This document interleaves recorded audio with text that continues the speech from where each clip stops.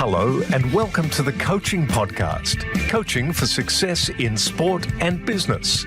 Your host is Emma Doyle, the energy and high performance under pressure coach who is a world leader in unleashing human potential. Buckle up for this high octane session. Let them have it, coach. G'day everybody and welcome to the Coaching Podcast. I'm super excited. You probably can't see me running on the spot here in my chair to interview Eryc Eyl today. I got introduced to him via my partner's best friend. Don't we love that? And he is a human-centric coach amongst so many other things around leadership, stop engaging employees, start being more human, which is the title of his book, so much more. Eryc, welcome to the show. Thanks so much, Emma. I'm excited to chop it up with you today. All right. So let's kick it off with the Vegemite question, the Australian spread. I want to know, have you been to Australia and have you tried Vegemite? I have not been to Australia and I have had Vegemite. Okay. All right. What's your take? I love it. I mean, I love salt and umami. And I mean, that's just what Vegemite is, right? It's just it's super savory, delicious. Yeah. All right. Well, I like you even more now. I've already told him off air that he reminds me of my mentor from back home. So just a big shout out to Aidan Thornton for everything that he does to impact my life, because when I come across super scary, like smart people, I just want to be around them so I could learn more and more every day. So let's kick it off. Can you share with us your best coaching moment and what might be a lesson or two? Yes, I can. I will say I sort of hate to answer this question. Okay. Because it's like a danger. There's a danger of it that being an invitation to sort of brag or try to impress people, and I'm not interested in that. But I will tell you a true story and what I learned from it. And I think I'll start with what I learned from it, which is that every person in a workplace is a whole human with needs and aspirations and fears and motivations.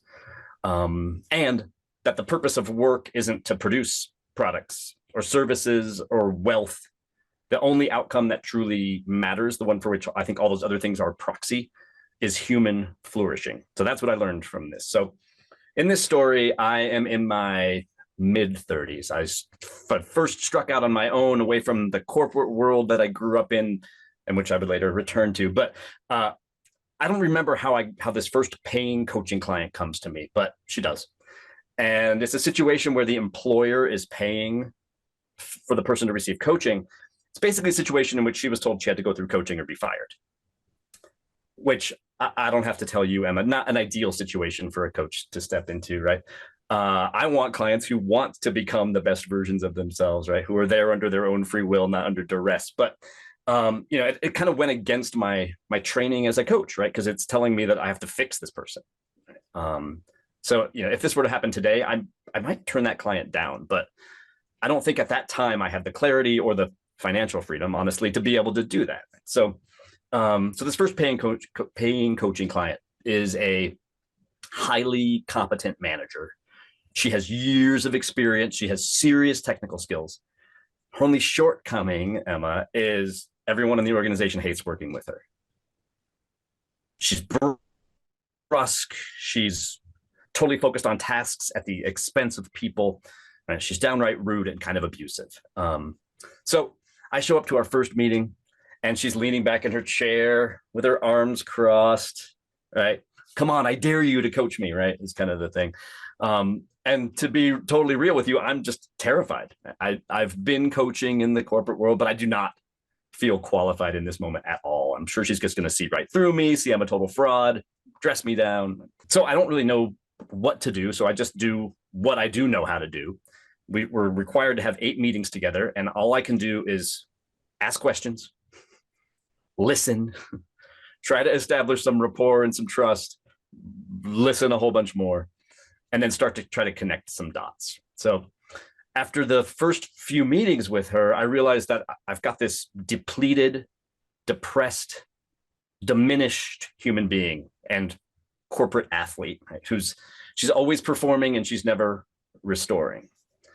And she starts to tell me about all of these toys she has that she loves: jet skis, water skis, motorboats, none of which she has used in years. She goes to work, right? She works hard. She creates a whole bunch of friction. She gets people pissed off at her. She comes home. She's exhausted. She falls asleep in front of the TV, and she does it all the next day, right? We know these people, right? So what I end up working on together with this client isn't communication skills or relationship skills. It's not like, how do you win friends and influence people? It's supporting her in structuring her life so that she has more time for the things she loves. She is her most fully joyous and self-actualized and fulfilled person when she's out on the water, right, playing with these toys. So we work together to start finding more time for restoration and rejuvenation and recreation. And about halfway through our time together, I actually hear from her boss that the issues with the coworkers, the not getting along, the belligerence have started to abate. The boss has noticed that she smiles and laughs more at work. Right? So this boss says, I don't know what you're doing, but keep doing that. Like I said, I do not want to tell this story to brag about myself. It could have gone a completely different direction, right? My instincts and my approach could have been totally wrong. So there's an element of luck here, right? But the results that I saw confirmed something I'd always suspected, right? Which, as I mentioned at the beginning of this story, everybody is a whole human. We all have very human needs. The purpose of work and business is to meet those needs, right? To support our aspirations, to minimize our fears. And the only outcome that really matters and that we get distracted from is that sort of flourishing that she found. And that's, I think, what work is for. Full story. I love also just trusting your instincts. By truly listening, you're able to go, okay, well, there's this whole other part of yourself that you're actually hiding. And just listening to you share that story, it is something that is more prevalent now than ever before especially because of this hybrid workplace. I think that all of a sudden, instead of getting more time back, we're blurring the lines so much that we're not getting to the things that truly make us happy. And we all know when we're not happy, we're not that much fun to be around. We're not fun to be around. We don't make great contributions to the world. Yeah. And I think, the early on in the pandemic, I heard someone say, we're not just working from home, we're also living at work. And that's not totally healthy, right? Yeah. So figuring out that balance, you're absolutely right. Yeah, Harder now. Boundaries. Yeah. All right. What about on the flip side? Have you got a moment that didn't go well? Oh gosh, most of them. No, I mean, I think there's more failures than successes in my career for sure. But I'd say one that didn't go well was an executive that I was working with, where the specifics of our arrangement weren't clear from the get-go. It wasn't clear whether I was there to coach, to be an administrative assistant, to, the lines of our, because I was an employee at the time. I was within a corporation, right? And it was just the power dynamic was off, and this person was not. A lot of coaches, we talk about coachability, and in that moment in his life, he was not in a coachable place. And the sort of the comeuppance of this was when we were working on sort of a project together. So again, those lines are blurred of, am I assisting you? What am I doing? And I made some decisions about how to approach the project. It was a merger of two companies. He was a CFO. And as we were debriefing after the fact, when he asked a question about something that didn't happen. And that something that didn't happen was something that I had chosen very specifically not to do. And he said, well, I just figured you were lazy. And you can't see the expression on Emma's face right now, but her eyes are bugging out of her head. But yeah, that was my reaction too, on the inside, at least, but I'm all alone with this very powerful guy. And he tells me I'm lazy. And in that moment, I had this urge to pick up a chair and, throw it. I'll be real about it. But in that moment, I just thought, what do I do with this? What do I do with this? And so what did you do? What I did is I said his words right back to him. I just said, you thought I was lazy. And he immediately backpedaled. Well, I don't, that's not totally what I mean. And in that moment, I was just like, I'm done working with this person. This is not effective for either of us. So I had to walk away from that particular arrangement. So the lesson that I heard is around being clear from the, get the specifics right from the start, be clear, and even being clear on what does coaching mean to you? Right. And that I think, and I will answer the question, but I think it is also the key question, because I was having a conversation with a prospect recently, do you need a therapist? Do you need a coach, or do you need an advisor? And let's be clear about the difference among those three things, right? And you might need all three of those things, by the way, right?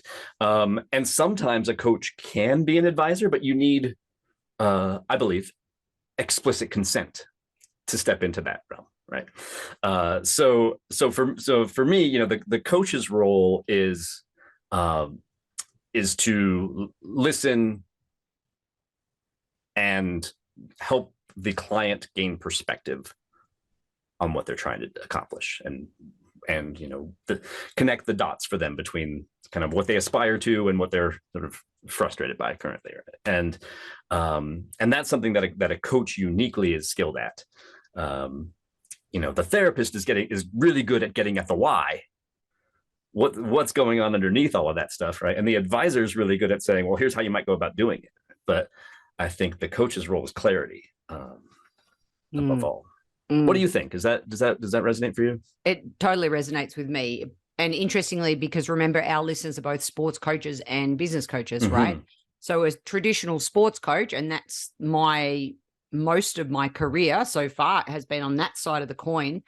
So I think that it's important, even in my original sport of tennis, a teaching pro versus a tennis coach. I think there's a difference there as well.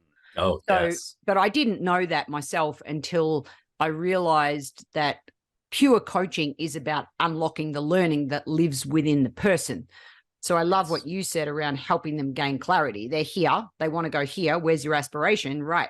What questions do I need to ask to give you clarity, to give you perspective and clarity for you to unlock the genius that is within all of us as whole humans, to flip it back in your words. Yes. So yes, that really resonates. Absolutely. Thank you for asking. Yeah, all right. Tell me your sliding doors moment in your life. I'm sure you've had a couple. I did watch a video where you shaved off your mustache once. I'm not. Yes. It's back. If anyone is watching this on YouTube, you'll see it's just perfectly manicured for this interview. So could you share a sliding doors moment in your life? Yeah. And I agree with you. I think if we're paying attention, life is just a series of those, right? But correct. I do have a story from my corporate life. I will keep all of the details anonymous just to protect anyone who might be implicated who didn't give consent to be a part of the story, right? But I worked for many, many years. I worked in a really terrible environment that was a cut all costs at all costs kind of corporate environment. People over time developed the belief that they were expected to kind of overpower other people, right? To treat their fellow humans poorly to get ahead, that kind of environment. And I pretty much reached my limit after a few years, and I got the opportunity to go work for this fun, youthful startup. Right? And the employer brand was all about play and fun, and it had all those sort of trappings of a mid-aughts startup, right? Foosball tables and scooters to ride from building to building, and free-flowing espresso and snacks and sodas, and they even had a slide, right? I mean, just all of the cliche things. But after a couple months, I realized that the reality of this workplace culture was very different from those aspirations of its employer brand. So the company was in a very competitive, low margin industry. So every gain or loss in productivity quickly showed up in their financials. So the pressures to work just long, hard hours were really immense. And so the company really overwhelmingly employed young people right out of college, which I was definitely not at the time. And the company, whether intentionally or not, really exploited the fact that in that phase of life, people could make work their whole life. So work became their social life, and it met their need for fun, and it extracted sort of every bit of value from people, right? So I very quickly came to feel like, well, this is not the place for me. But this company has, as one of its sort of key advisors, this brilliant consultant and philosopher in the last years of his life, as it would turn out. And this was a guy who worked alongside Peter Drucker, who was management guru of the 20th century. This guy was part of NASA's Apollo missions. He was part of the inception of Disneyland and the invention of the video camera, for anybody who remembers what those were, and the ATM. Like he was like the corporate Forrest Gump. Right? He was just there when all these things happened. And so by the time I meet him, he's in his late 80s, but he's still very sharp, willing to meet with anybody who worked in the company to just talk, offer advice, share his ideas. So I'm jumping on this opportunity before I leave this company. So I meet with this man. He's in a wheelchair. He has sores all over his arms. He's definitely not well. In fact, he didn't live long after I met with him, a couple of years. But he was the most present and attentive and perceptive person that I have ever met. Something that you might not know about me is I was a music journalist in addition to being in the corporate world. So I was a music journalist for about a decade. So I went into this meeting with him like a journalist. I was just going to interview him, ask him lots of questions, learn from his life, right? So we start into that. He's totally game. He's answering all my questions. He has this incredible memory for things that happened decades ago. And eventually we get to the stage of his life where he was part of this particularly remarkable invention. And he tells me that he repeated this process of coming up with remarkable inventions throughout his lifetime. And I was like, I didn't know there was a process for that. I thought that was, inspiration, divine, right? So I asked him to tell me, what is this process? And Emma, he looks at me just like so meaningfully. And he says, the first step is to gain perspective. And he says, there's no feeling in the world quite like being in perspective, right? And then he just sort of sat quietly. And I think he was sort of waiting for that, to land with me, but it didn't really. I was eager to get on to, okay, great. So what's step 2, So I asked him, what's next? And Emma, he leaves the room in his wheelchair, rolls right out of the room and goes into his office. And I think I've maybe offended him, right? He leaves me alone for, it felt like hours. It was probably 5 minutes, right? But he eventually returns and he's holding a book that he wrote. And he rolls up really uncomfortably close next to me. And he opens up the book to a chapter in the middle and he starts reading to me about gaining perspective. And I'm not kidding you, Emma. I start crying. I tear up and I might do it again. So what he's reading to me isn't career advice, right? I haven't told him anything really about myself, about my doubts about staying with the company, about, my lack of clarity and connection, whether I'll ever figure out what to do with my life, right? So we mostly just talked about him, but somehow he intuited something about me, right? The questions that I was asking were betraying something about my inner process, my doubts, my insecurities. He's listening. So he's reading to me from this book in this shaky, gravelly kind of voice and gently kind of coaching me, right? And for whatever reason, it just cuts right through me, gives me this clarity and the thing that he was talking about, perspective. And so he finishes reading, he signs the book with this lovely inscription, gives it to me, wishes me good luck, sends me on my way. And even though we hadn't talked concretely about my life's direction, what I wanted to do, what I needed to do, I remember stepping out of his house and feeling this absolute clarity about one thing. And it was that I needed to start putting less of my energy in service to corporations and more of it in service to my fellow humans. And I was really in that moment that I didn't have a clear vision, but I knew that I needed to start using my gifts, which are writing and speaking, to be of help to people. And that shifted, not in like a magical linear way, but it shifted the trajectory of my life. I don't want to oversimplify things, but it set in motion this process that I'm still going through today. Yeah, and I didn't last long at the company. I was gone shortly after that, but that one day made it all worthwhile. I'm just gaining some perspective on the story. I love it. I love it. I Yeah. paused for effect there. Gaining some clarity around that. You know, there's definitely, I love when the sliding doors moments are also about sliding doors people. You know, those people that help us in whatever way, shape, or form to gain more clarity. And this notion of being in service. Oh, I just adore it. And I really, I hope, actually, I'm going to get rid of the word hope. I invite our listeners to think about how are you being in service to your sport, to your organization, to your parents, to your family. Like, it goes beyond that, because when we are in service, other things dissipate that aren't, you know, when I get so stuck on maybe a little comment someone said, hey, how can I be in service to this comment? Gain some perspective on it, rise above it, the 55,000 foot view. So thanks for sharing that. I love that observation, Emma. I love the idea. There's a difference to me between being in service and being a servant. And I think the in service is really more what I think is more useful and constructive, because, and as you've already know about me, I'm a word nerd. So I these distinctions are important to me. And I think when you're being in service, I'm not a great, spiritual leader. I have not gotten rid of all of my ego. Like, when I'm being in service, I haven't completely gotten rid of all of my own needs, right? Like, I'm still trying to get my own needs met. But I think part of it is just realizing that, I don't know, in this country, in the US, we talk a lot about independence, right? About being independent. And I think what being in service means to me is recognizing our interdependence, right? Recognizing that we actually don't get anywhere without somebody else. And that sliding doors moment doesn't happen without that person, right?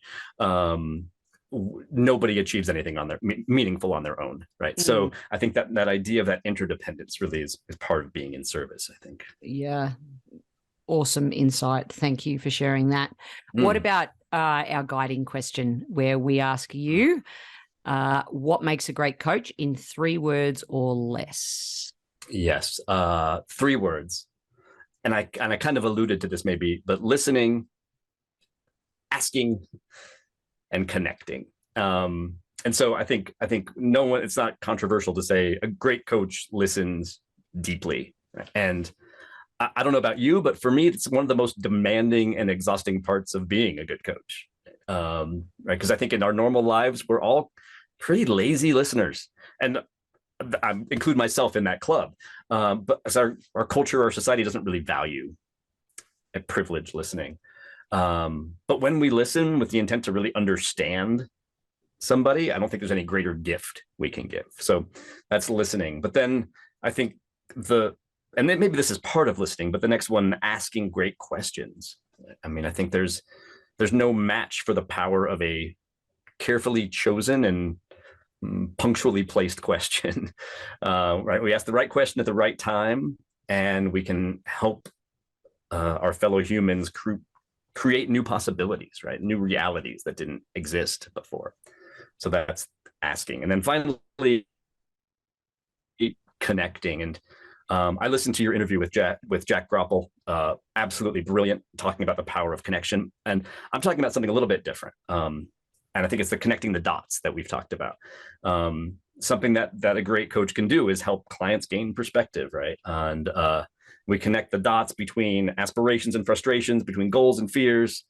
We help clients gain perspective by connecting the dots. So I'd say these practices, by the way, in my experience working in corporate world, these are also things that make great leaders, right? So I talk about in the book, I talk about 6 disciplines of human-centric leadership, and it always starts with listening to understand our fellow humans. Yeah. Yep. And we still have such a long way to go with listening versus telling, directing, instructing. When we think we know better, which comes back to ego as well, doesn't it? So, because it's so subconscious half the time when, as you beautifully shared that your needs, you're wanting to get your needs met. So we're listening also with the intent sometimes to respond versus truly listening to understand. So awesome clarifications within those three. What makes a great coach? What makes a great leader? What makes a great teacher? So yes. Anyway, there could be a whole book series on what makes a great insert. Right. Yeah. Okay. All right. Let's talk about that. Your next book. You've got a series now. Okay. Oh, I tell you, it's still too raw. The first one. You're still healing from that process. I'm still healing. Yeah, my partner would kill me if I said I'm going to go for another one. All right. So our final official question is where we ask you to ask us a question. So what sparks your curiosity? What's one of your favorite go-to questions? I work with so many sort of like busy, driven folks who are constantly sort of busy doing. And one question that I like to ask is, when do you do your thinking? So, Emma, when do you do your thinking? It's a great question. Honestly, I'm going to go ahead and answer that. I do some of my best thinking in the last 20 minutes of a run. And especially here in Colorado, I love finding new running spots to run, and I'll run it one way, or I'll just change the direction, or I very rarely just do the same thing every time.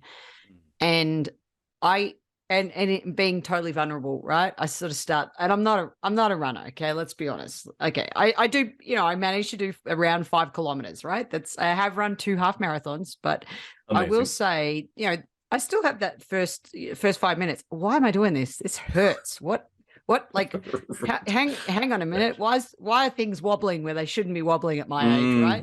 All this stuff goes through my head. And then all of a sudden I'll get this just really awesome clarity, usually at the end of the run. And right before I get it, there'll be that inner voice that says, oh, you should stop now. And when I don't stop, it's like when I push through that voice that says, no, I'll finish my run, or I'll finish the lap, or whatever it is, that I do some really great thinking. What about you? Oh, that's beautiful. That's beautiful. I love that. I think it's something that you bring up there, and I'm not a runner and I don't run. I walk. And there's this Latin phrase that I came across, which is solvitur ambulando, which means it is solved by walking. Right. And that just speaks the truth to my heart. I absolutely love to walk. I walk several times throughout my day. And a lot of that time I'm like consuming podcasts or audiobooks. I'm always trying to learn new stuff. But I have started to reserve at least one of my walks in the day where I don't have headphones on.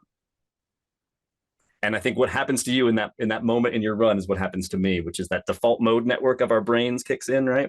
Where we get to actually think creatively, and our brains do at least one of the main things they're supposed to do, which is think. And I think when we're moving, whether it's running or walking, right, it engages our brain in a totally different way than sitting still. I'm a big believer in stacking, right, which is like sort of accomplishing more than one thing at one time. And so thinking and walking, I'm doing something good for my brain, I'm doing something good for my body, as you are with running. So that's definitely for me one of the key places. When I talk to like executives, I'll often get a like and I think they don't realize like how important like the quantity and quality of their thinking is, to all the people that they're trying to help and support. People will usually say, like, the answers I almost often get is in the shower or like during my commute, right? And I think those are fine, like because those are default mode network kinds of places, but I think that ends up being sort of catch as catch can. It ends up not being a deliberate thing. Whereas if you know that when I go for a run, I'm also going to get some good thinking done, like you're blocking out time for 2 activities that are important to you, right? And key to your thriving. And the key, I think, also is blocking out the time. For many years, I was a paper girl diary. Right? And it took me a while. Maybe showing my age, it's maybe a bit embarrassing. Now I love my electronic, but at the start of the week, I still have a paper diary that I put in how many runs I'm going to get in, how many gym sessions I'm going to get in, and you know what my regime that we need to let's throw that word out, because it actually doesn't resonate with me at all. My time, right? It's my practice. I love that. Yeah. And so yeah, I think that I love everything that we're talking about so far. It really is singing to my heart. Let's talk about your definition of an engaged employee. I want to talk about this definition because I have, as you said, which I love, you said, Emma, just, if you use it, give me credit. And I've used it in a talk for human resource managers. Awesome. And love it. I give you credit. And so you've upgraded it, which I love. We all reserve the right to upgrade, everybody. Our thinking, that's growing, that's learning. So I'm just going to read it, and then I'd love for you to comment on it, please. So a fellow human who is so emotionally connected and committed to their work that they willingly and proactively go above and beyond their job description to help the organization attain its vision, fulfill its mission, and achieve its goals in return for the promise of increased satisfaction, fulfillment, self-actualizing, and flourishing. Eryc Eyl. Yes. I'll pause there. I have really spent a lot of time on those 50 or so words, and it's because I think there's so much conventional wisdom that is, how do we as leaders engage employees or engage anyone, really, right? And I think the one of the subtexts of that definition is we don't. You don't engage a person. It's not something you do to somebody, right? And I think the book that you and I both love, I think, The Power of Full Engagement, right? Like the idea is that it's a condition we develop, right? As individuals, we develop this sense of being engaged, which is this emotional connection and commitment to what we're up to. We develop that, and what leaders can do is not engage people, but create the conditions in which we are more likely to develop that sense of engagement. So the analogy that I like to use is it carpentry or is it gardening? And right, I didn't make up this analogy. Alison Gopnik, who wrote a book about child rearing that was called The Gardener and the Carpenter. But it's this idea that, being a leader in an organization, you can cultivate engagement. You can't design and build it. Right? It's not something where you have a plan and you have the right tools and the right materials and you build it.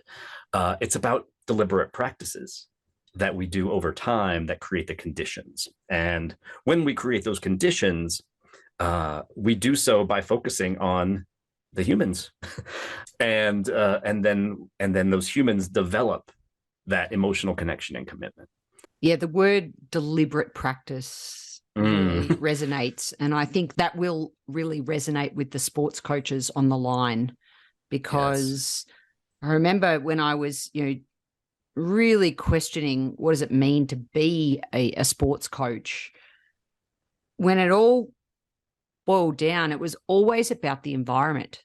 It was about how can I let the environment do the teaching for me? How can I say less and question more? How can the environment just help them explore what it is that they need to discover, whatever that is for them? Yeah, so that's beautiful. Go now to some of these 13 principles that X is more powerful than Y. So highly recommend, check out this video on Eric's website if you haven't seen it. I loved it. There's a couple that really stood out for me that I'd love for you to just go into a bit more detail. Sure. And it's this one here around intrinsic motivation is greater than extrinsic. Yeah. Now, as a motivational speaker, there we are. We're on the stage and we're inviting people to grasp the concept.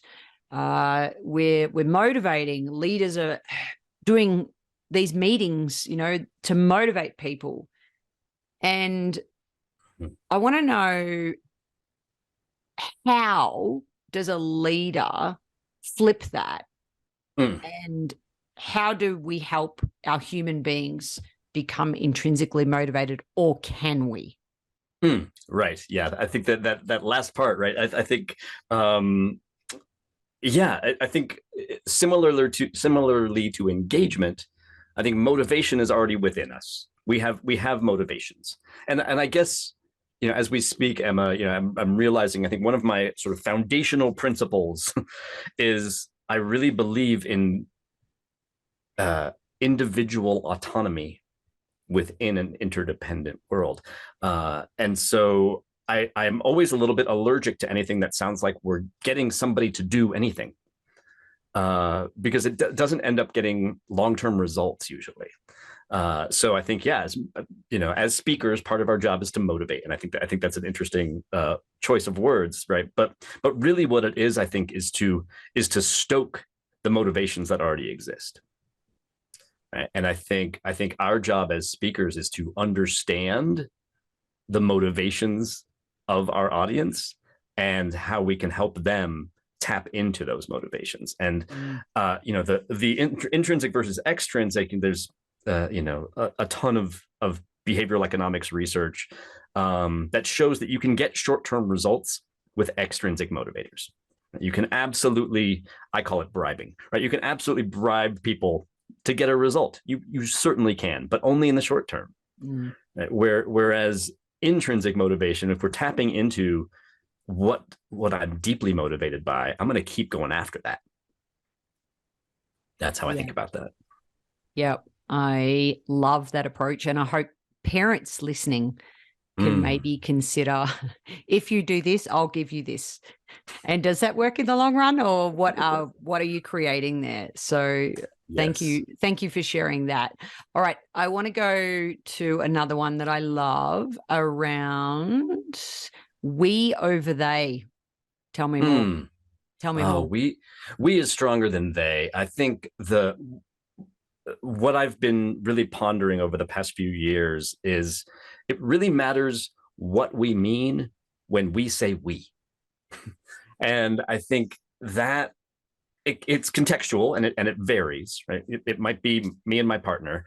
It might be me and my family. It might be me and my community. It can change based on context. But I think when I come at this from a workplace standpoint, there are always these small we's and big they's in workplaces, right? The small we is our team or our department in a corporation, and everybody else is them, is they, and there's less that's possible when we have that narrow sense of what we mean when we say we, and a big sense of what we mean when we say they.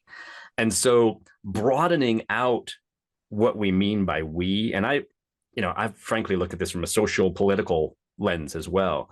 When we start to broaden out what comes to mind when we say we, I believe we just create greater possibilities, more possibilities that didn't maybe exist when we had this very narrow sense of we. Fantastic. I'd love to stay on this interview much, much longer, but knowing how long people listen to podcasts myself and what the data research, unfortunately, I am going to round it off with this last question. I want to know how somebody could really take the first step to being more human-centric in their leadership. Thank you for that question. It's a really good one. I will give two answers. One is the answer that I always give, and one is specific for you. So just amping up the ratio between listening and talking, I think is the thing that all of us, and myself included, can work on. So if there were one practice to focus on, it would be listening. That is the most human-centric thing we can do. I will say as a second sort of tactical answer for you, I have pulled out the introductory chapter of my book for your listeners. So people can go and get that and read that. And that's also a good first step to take. So that's at eryceyl.com/Emma. People can go and get that. And that's a good first step as well. And shameless promotion for eryceyl.com. Well, I tell you, everybody, please follow Eryc. He is just, you inspire me to think differently, and I guess in some ways don't just accept the status quo, challenge the status quo. All right, I've got one more question for you. Sure. Reframing soft skills, because you're a wordsmith. Come on, what have you got? Are we gonna? Can we just? Can't you come up with something so that people value these soft skills? What are your thoughts? Any ideas? Well, what's interesting about that, Emma. I've thought a lot about this. It's not surprising. And my first sort of gut reaction is well, let's give it a name like foundational skills or fundamental skills, and people have done that. But I also think within that question, there's a privileging of hard over soft. And I think if we accept that, then we accept a binary that I'm not really comfortable with, because I believe there's great strength in softness. So I would rather lean into that and say these are soft strengths that really matter, and that something isn't better because it's hard or worse because it's soft, but that we can embrace both as things we need. We need the soft. Yeah, who said that hard is better than soft? See, I knew you'd come up with, but I love soft strengths. I knew you'd have something for me. Eryc, you just honestly, it's been a pleasure to be in service to you in this conversation, with listening, asking hopefully a couple of interesting questions for you, and of course connecting. Thank you so much for being on the Coaching Podcast. Oh, such a pleasure, Emma. Thanks for having me. It's been a delight. And thank you everybody for listening. The Coaching Podcast is sponsored by the Samson Agency, a boutique talent agency managing entertainers, artists, and athletes. You can learn more at thesamsonagency.com. And if you're interested in becoming a coach, check out opendoorcoachingusa.com for all our latest courses in Leader as Coach and our high performance workplace coaching certification. And if you enjoyed this episode, please remember to give it a rating and a review on your podcast listening device. Thanks for listening.